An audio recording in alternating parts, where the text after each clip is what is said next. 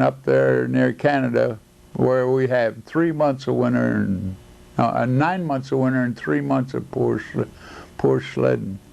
I was interested in forestry, so that's what I tried to make my goal, is to be a forester.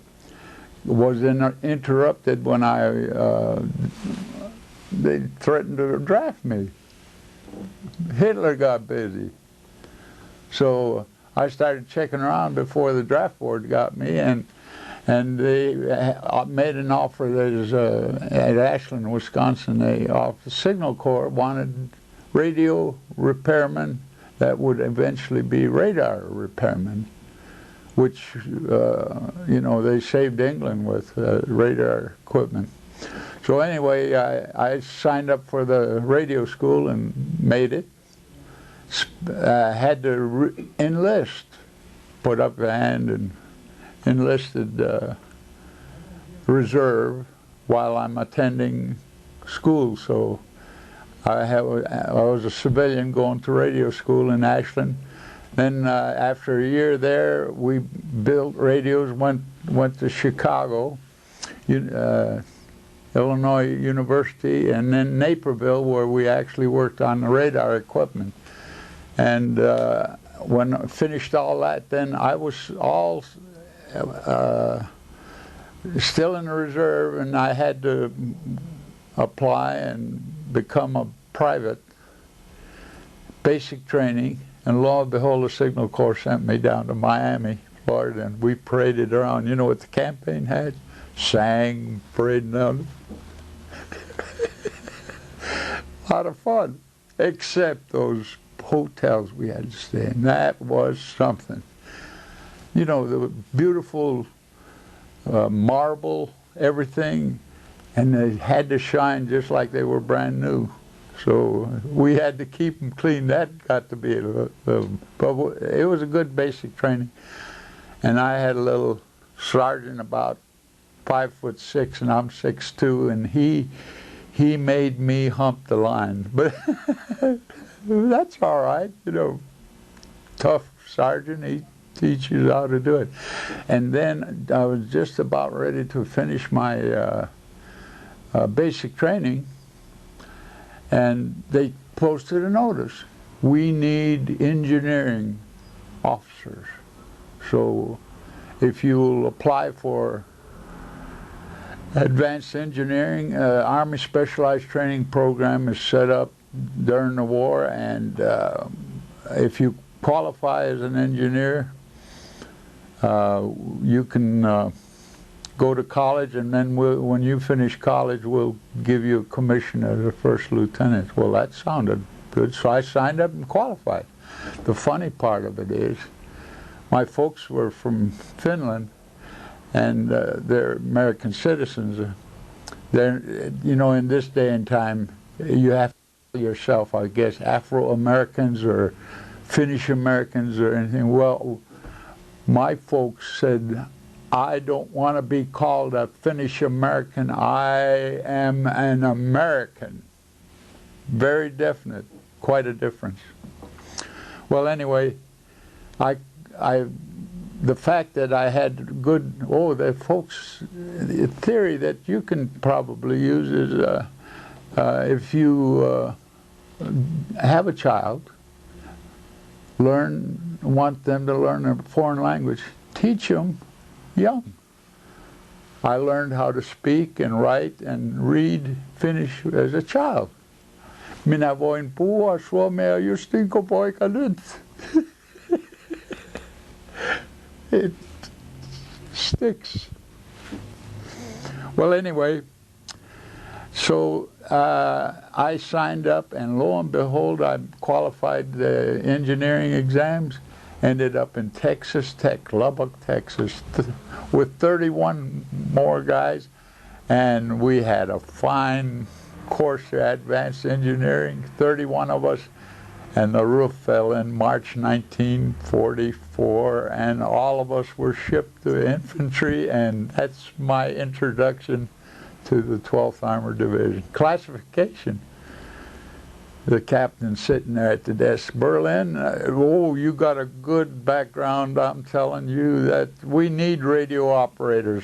Would you be interested in going into the radio section of Company B 714 Tank Battalion? I said, yeah, as long as it's something to do with radio, I'd be glad. There I ended up. I reported to Captain Lehman, Company B 714 Tank Battalion, Radio Shack, and lo and behold, there was a sergeant about 5'6", and he looked up at me, and I lasted 2 days in the Radio Shack, and I became a loader in a Sherman tank. You climb up in the turret, down under the breech of the gun, and there's all the ammunition around there. And I said, Doug, what did you do to yourself this time? But anyway, I had a good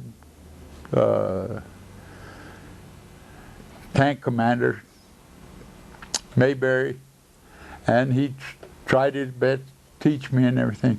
And during the time when I had spare time, I've always built models, you know, balsa models and everything, and I saw Poplar Mechanics had a little ad, Sherman tank. So I ordered it, and I started building there at Camp Barkley, spare time, and the guys would come around and, hey, that's nice, Doug, and I kept working on it, and it was a lot of fun. Olive drab paint, put the insignia, 12th Armored Division, 714 Tank Battalion, the turret, turned, the tracks moved, and everybody was kind of bragged on my job, and I thought it was pretty good too. And the First Sergeant Arthur Arnold came by one day and said, Doug, I hear you got a model tank. Yeah, I had it in a box. I brought the box up. First Sergeant Arnold, that's really nice, Doug. Yeah, and he turned the turret and moved the tracks and everything. About an hour and a half later, he came. Said, Berlin, Captain Lehman would like to see your tank model. Okay, take the box, reported to the camp, and put the model up on his desk. He spent an hour with that thing. Turned the turret and worked the track. That's not. He said, Berlin, what's your background and everything? He said, I told him. He said, I need a liaison agent. What's that, Captain? Well, he says, you're my right-hand man. I'm either in the Jeep with you, you're in charge of the radio communications with battalion, and if I'm not with you, I'm in the tank. And there's a rank of corporal goes with it. I jumped up and I saluted him. Yes, sir, Captain. So I ended up in a Jeep and got out of that Sherman tank. So that's the way we went, and then we took off from Camp Barkley, went to New York, shipped to Southampton on a Victory ship. You know, the famous Victory ship that, what was the guy's name that mass-produced them? Oh, I forget. Everybody remembers that guy. He ended up building automobiles. Yeah. Anyway, we went over there with it. I made an album when I got back in '46.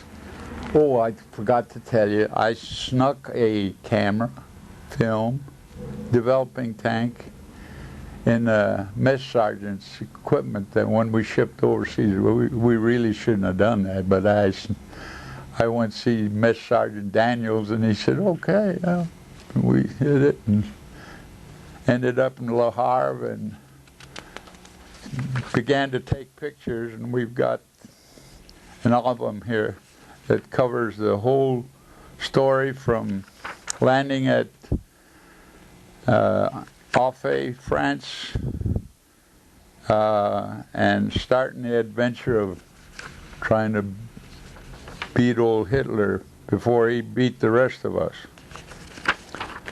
Now what? Well, tell me, what do you remember after you became a corporal of your time in Barclay? Oh, that was good duty. Yeah, yeah.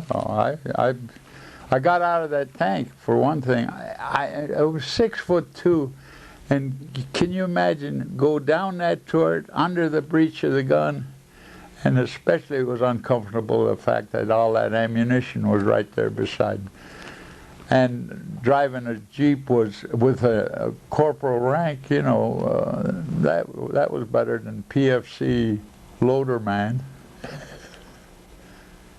So what memories do you have of Camp Barclay? Oh, the facilities, it was quite different. It was a little dusty, and what I really remember about was quite dramatic. I had never seen a rattlesnake till I got to Camp Barclay. And there was one of the guys, he deliberately was always hunting for rattlesnakes, so I became familiar with rattlesnakes. It was dusty. The people in town were friendly and enjoyed it. I think what was it, 3-2 beer? We had a little 3-2 beer occasionally. We behaved ourselves. So, and the food was good. We had Davis was our mess sergeant, assistant mess sergeant, and our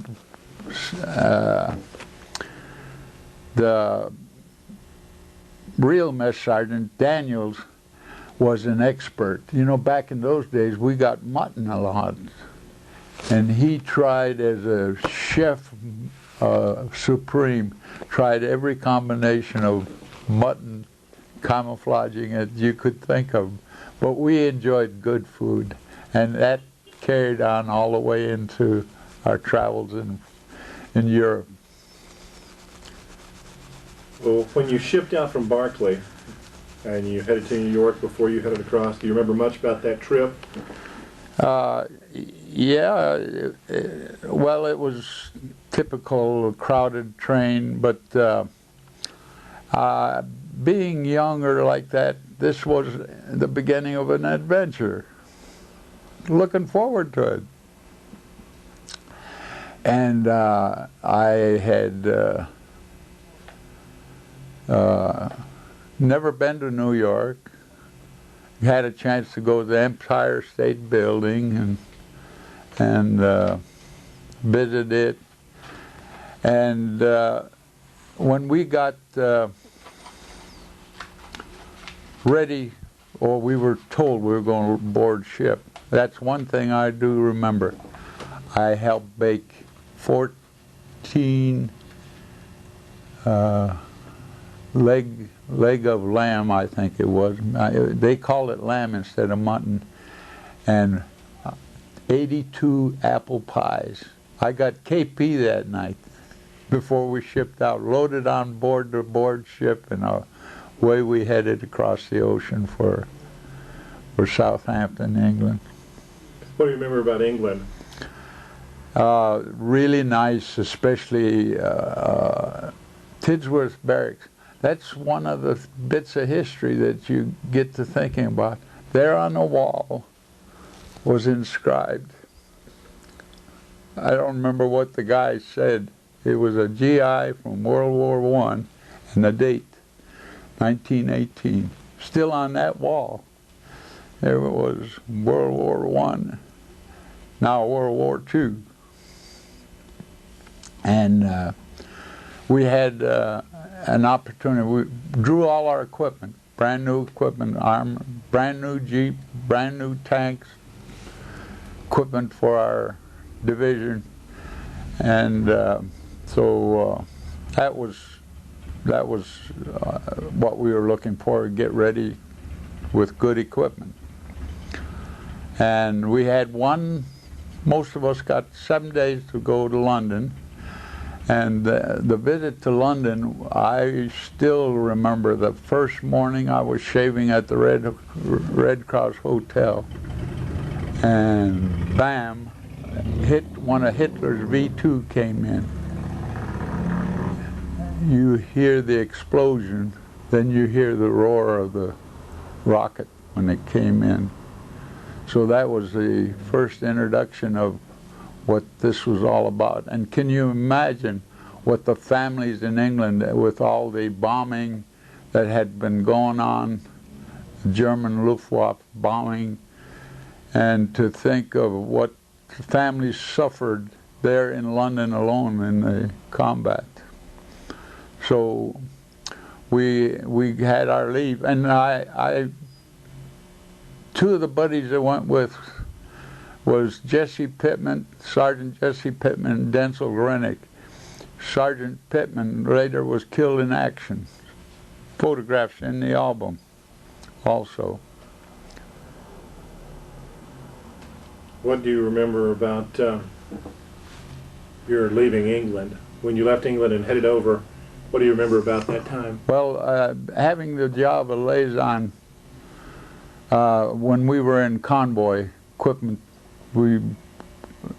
part of my job was to pace the convoy so that the tail end guy wouldn't be going 50 miles an hour, and I'd be leading the convoy. And we got in close to Southampton to board the LSTs. On one of the cobblestone pavements, you know, the slick tracks didn't hold, and I had been on one of the turns where the convoy had to turn, and one of our tanks slid on that cobblestone and went barrel first, gun barrel first, in the corner of a brick home. But that was the only bad thing that happened to our convoy. We loaded on the LSTs, and the crossing the channel, it was relatively smooth. Unloaded at Le Havre, they had good facilities, and we didn't have any problem to unload. It was a very, very well operation by then. Of course, that was already November of '44. And our first billet was in a little French schoolhouse at Offay, France, where we got our first mail call. That was everybody looked forward to that. So after you arrived in France, where did you go from there? Well, our first contact, I have some pictures here. I don't know if you want to focus in on any of those.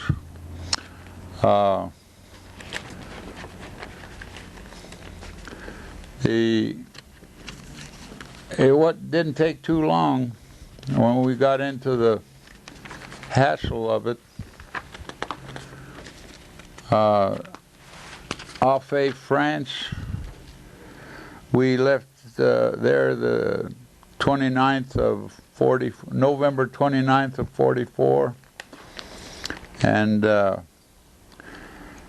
went along the railroad tracks where the French railroads had been bombed with our Air Force, and saw the results of some of the damage, some of the German Tiger tanks, and there's pictures here. Our first contact with the enemy was at Ottweiler, Germany, and we had pretty good weather. There was plenty of air cover, and that was what surprised us at that point was the German military. A lot of it was horse-drawn instead of mechanical, cannons and everything. Our Christmas Day dinner was there at Ottweiler, and a French baker Wirtz family at Eckersheim offered to let us use his ovens for our chicken and turkey.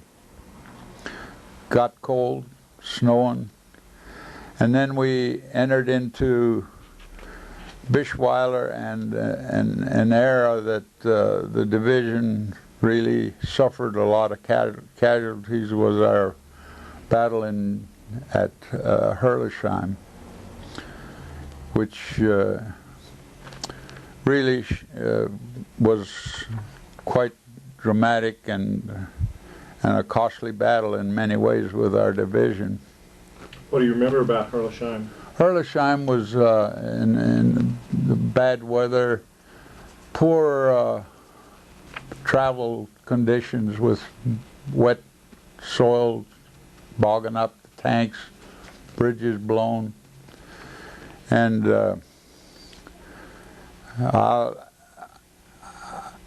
of course my job being communications, I didn't get too close to some of the action, but that's where some of our first prisoners showed up that we captured in the battle. What the Germans did at that point was brought a Panzer division across the river during that period and surprised the security that didn't realize that they had come over and did quite a bit of damage to some of our tank battalions. Well, being involved in the communications there, how quickly did you know something was going wrong there? Oh, that was immediate because I had to report to the battalion, and I acted as communications between the battalion and the captain. I had a radio on a jeep, and if there was any jobs the captain wanted, I was given orders to either convey the captain or, if in emergencies, help with some of the wounded. So as the encounter in Herlesheim began to kind of wrap up, what happened immediately following that you remember? Well, we lost quite a bit of with the result there, and what was called the Steinwall Woods near Herlesheim. The German forces moved in 88s overnight, and then an attack to that, they shot up one of our tank battalions pretty bad. So we had to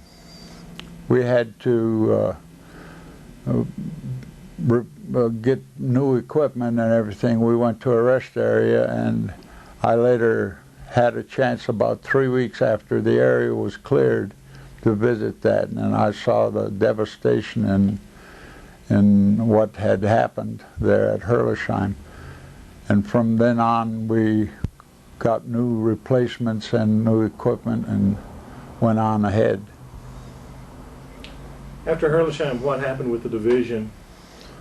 From Herlesheim, I've got a summary here. I'll have to refresh. As you age, you know, the memory gets a little shorter.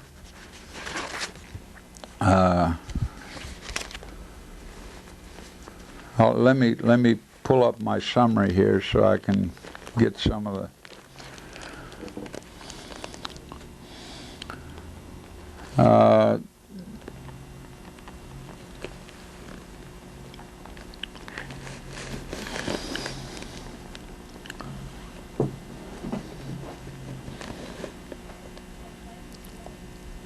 Rimling, December 15 was Rimling, France, was the first enemy action, and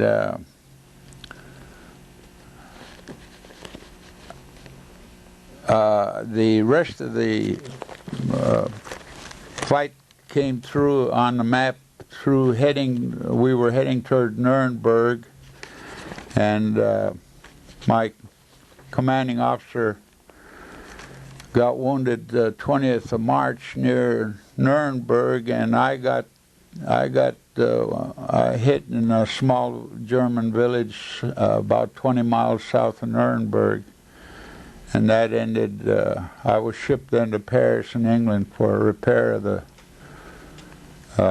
right leg. How did you get shot?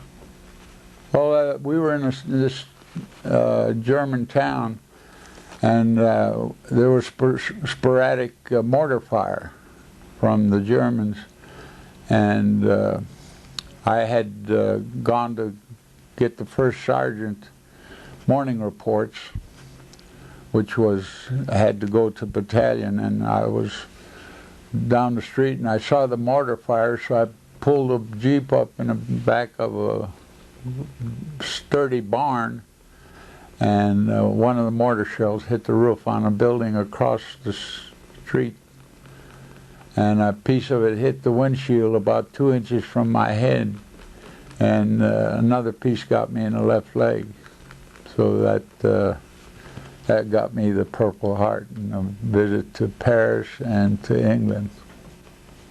What do you remember about your visit in Paris after you were? That was in the hospital. They got the piece of metal out of my leg there in the Paris hospital, and I didn't have a chance, of course. DC-3 flew me from Paris then after about a week and to England, and the food and hospital care in England was excellent. Got back to the outfit in June. You know, Hitler finally killed himself April the 30th, 2 weeks after I got hit. The European war was finished May the 5th. I got back with the Company B 714th Tank Battalion in June, and their job at that time was transporting German prisoner of war. What do you remember about that? Oh, we were billeted in a small village, Heidenheim, and I remember that it was a fine German home. The country was beautiful. That's one thing I noticed about moving across the border from France into Germany. Everything sparkled. Of course, they had robbed and hauled everything from their countries that they had conquered, and they looked very prosperous, energetic people, and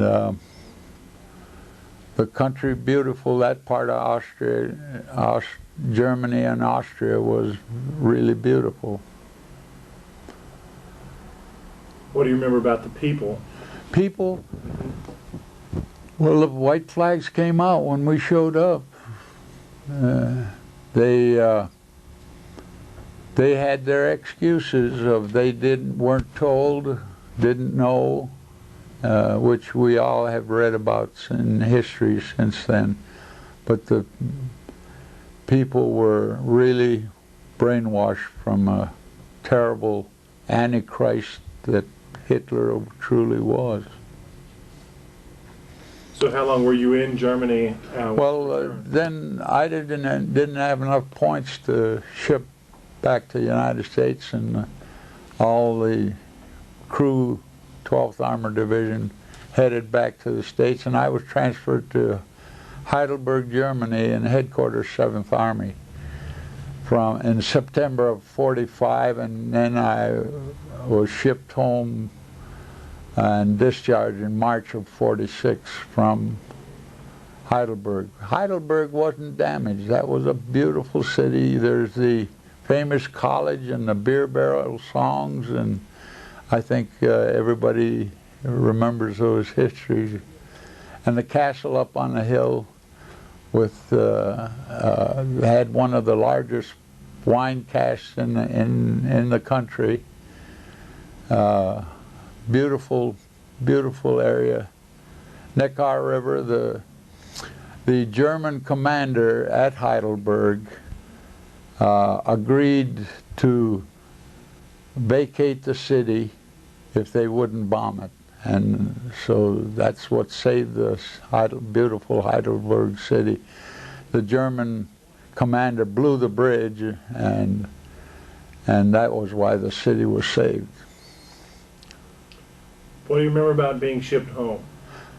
One of the things I do want to mention there, being there at headquarters, 7th Army, General Eisenhower came and reviewed and presented a medal to our General Broderick Allen at Heidelberg, and I photographed that. That's in the album.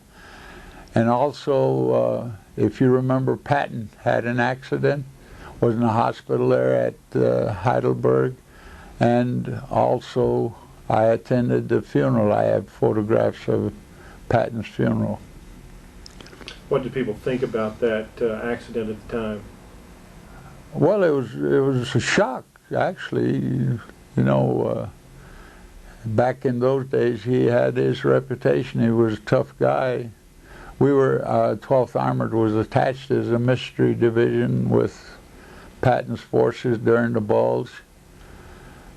As the old expression was, "My guts in your blood." He was quite a leader. Believed in aggressive action. Probably a very influential general during the whole war. So from the headquarters, after you saw Eisenhower and went to Patton's funeral, how much longer were you there? That was for the period September till February of '46, and then I shipped through the replacement depot on 40 and 8 railroad cars to Antwerp, loaded on board ship, and then on another Victory ship, Vassar Victory, and 10-day trip this time instead of 14 days when we came across originally, and got my discharge at Camp McCoy in March of '46.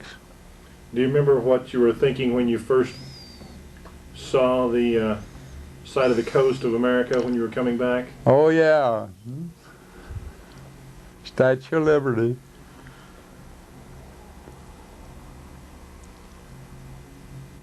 Remembered it well. Were there a lot of guys getting antsy to get off the boat by the time you pulled up? Was seasick. Seasick. Fortunately, I didn't get seasick, but we had some rough weather in that 10 days, and that was a problem. I think what I saved myself, I kept eating crackers, and I didn't get seasick. Oh, and when you, after the first day you get on board ship, you get your American money, and of course then the games started. Everybody played games, and it was the rotation of you get up on deck so they can clean up the rest of the ship, and then your chow lines. Food was pretty good. I was surprised. Did anyone question you about anything you might have liberated to bring back with you? Oh, that's always part of it. One of the things that I did do, you were allowed to send a German Mauser rifle, for example. No pistols. They had to go with the person. And I packed a couple German Mauser rifles, one for my father and one for Captain Lehman. And packed those, and they did get to USA. I did manage to acquire a Luftwaffe dagger, dress uniform dagger, which you have in the museum here, if you've seen the display. I seen one exactly like I have, and a German Luger with a holster and the extra clip. And that was it. I should have brought some of the uniforms, and I would have had them here for the museum display. The memento that I'm real proud of is our swastika flag that we acquired in Strasbourg. And I made a memento of this flag, and everybody in the company, January 9th, 1945, signed the flag, and there's a color copy of it in the museum now. I was just talking to a friend of mine in the Herschel Dehart, and we decided we would ask the museum to give us some gold stars, and on the copy that you have up on your wall we'll put a gold star with each signature of the 17 buddies that got killed in action.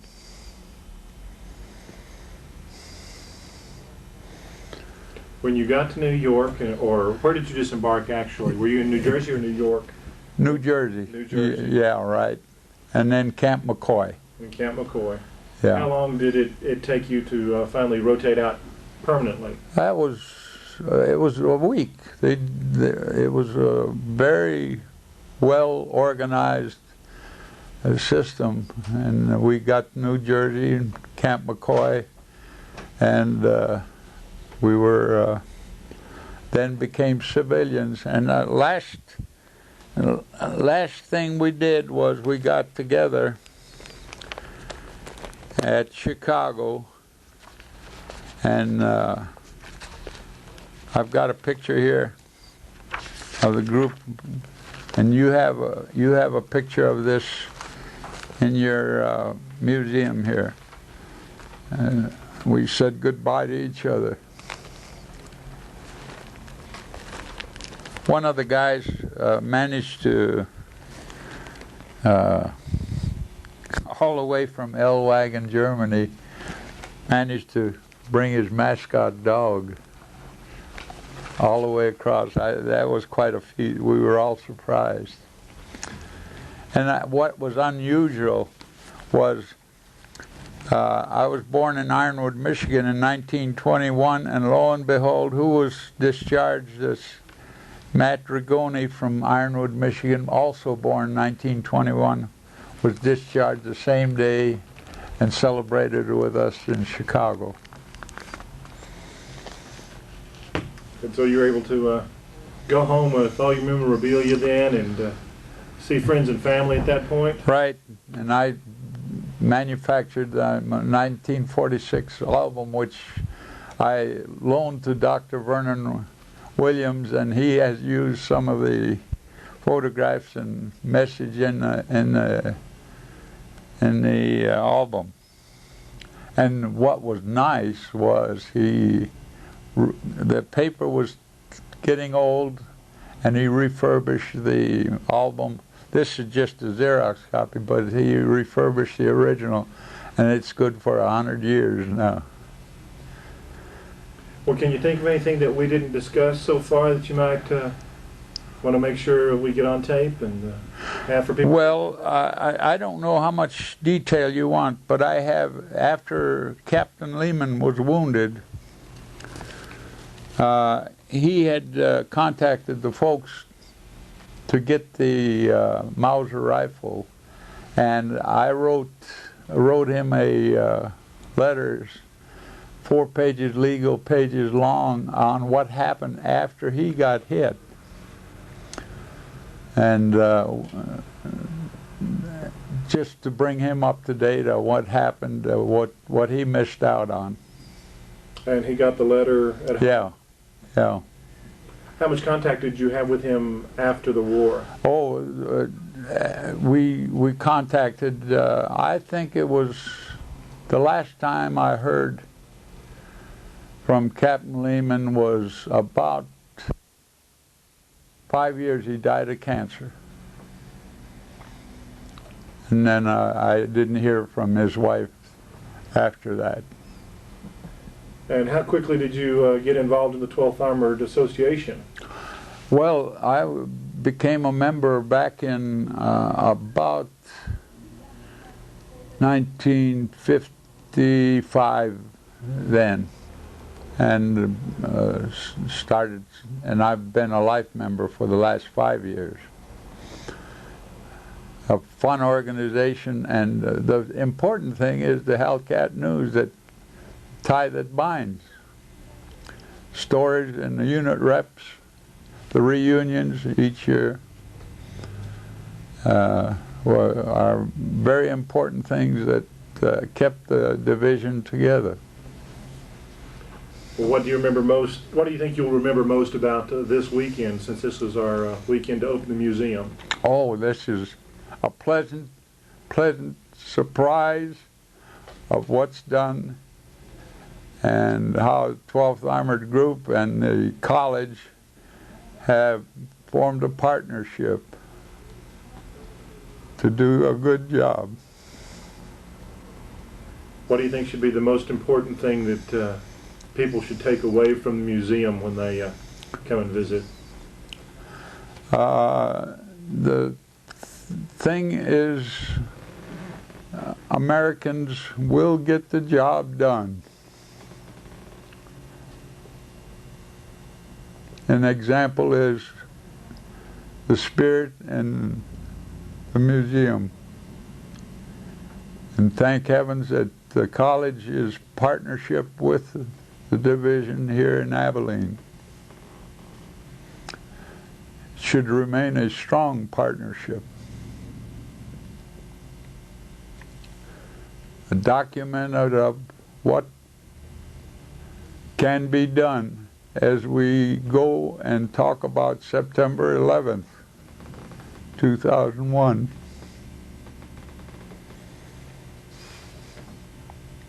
All right. Thank you, sir. We appreciate the interview. And I've got a little bit of paperwork here.